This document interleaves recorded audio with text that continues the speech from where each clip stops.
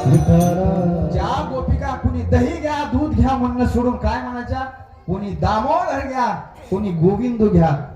एवढा आपल्या देहाचा जर विसर पडला महाराज, देव आपल्याला प्राप्त झाल्याशिवाय राहत नाही.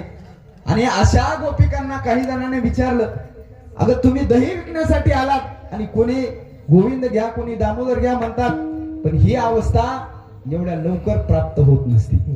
ज्यावेळेस ज्या चित्ताने संसार करायचा ते पूर्णतः चित्त आपण जर परमात्म्याकडे लावलं, त्या दिवशी आपला परमार्थ सफल झाला असं समजायचं.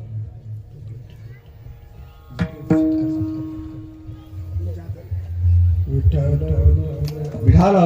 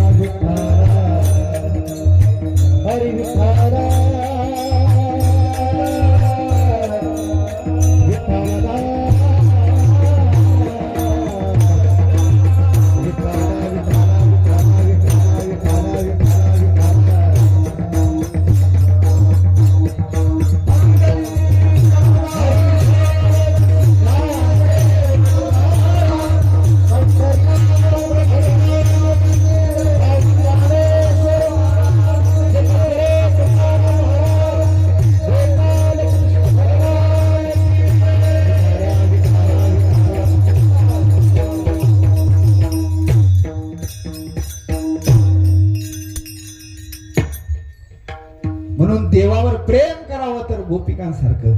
आणि ज्या गोपिकांनी देवावर प्रेम केलं महाराज, स्वतःला विसरून देवावर प्रेम केलं, प्रपंच करता करता देवावर अतोनात भक्ती केली. आणि अशी ज्यावेळेस आपल्या अंतकरणाची ज्यावेळेस अवस्था होती, परमार्थात व्यवस्थेपेक्षा अवस्थेला किंमत आहे. अंतकरणाची अवस्था जर तशी प्राप्त झाली नाही झाली, आणि गोपिका दही दूध विकता विकता विचारलं, अगं तुमचं घर कुठे, पण त्या गोपिका आपल्या घराचा रस्ता देखील विसरून गेल्या महाराज. अभंगाच्या दुसऱ्या चरणात सांगतात, आता कैसी जाऊ घरा,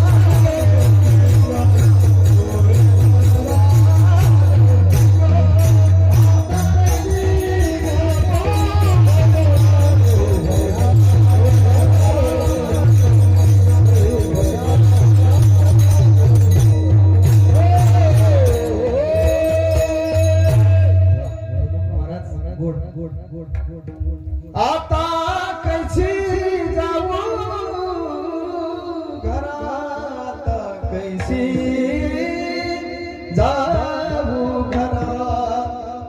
त्या गोपिकाची काय अवस्था, माझं घर कुठे, आता घराकडे कसं जाऊ, एवढं ज्या वेळेस आपलं अंतःकरण संसार विसरून जर देवाचं चिंतन करेल त्या दिवशी आपल्या जन्माचं सार्थक झालं असं समजायचं. म्हणून गोपिकाची अवस्था वर्णन केली. आता कैशी जाऊ घरा नव्हे बरा लौकिक.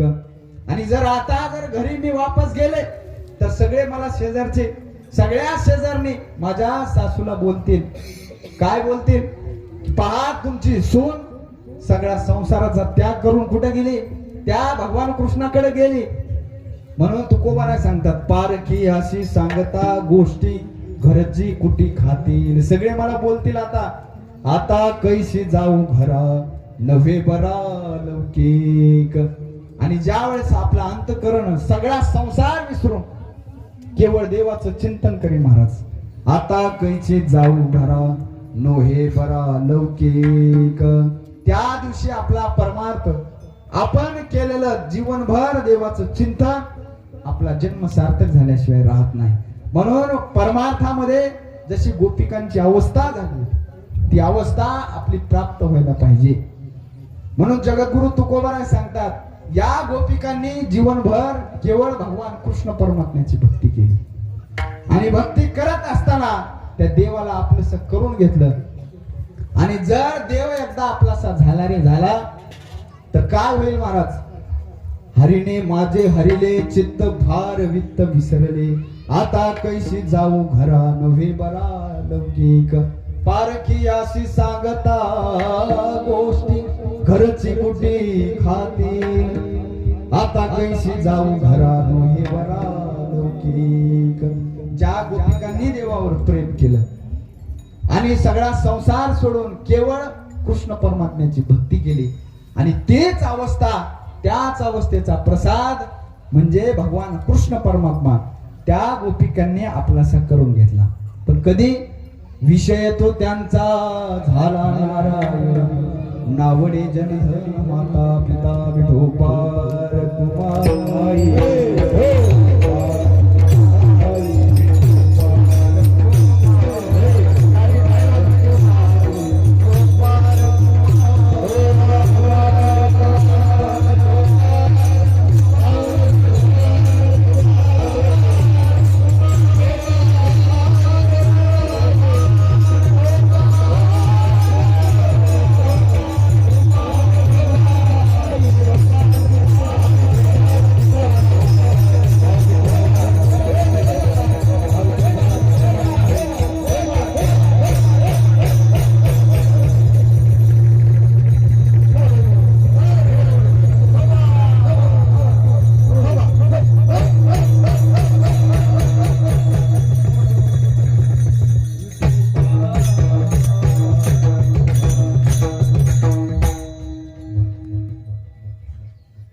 हरिणे माझे हरिले चित्त भार वित्त विसरले.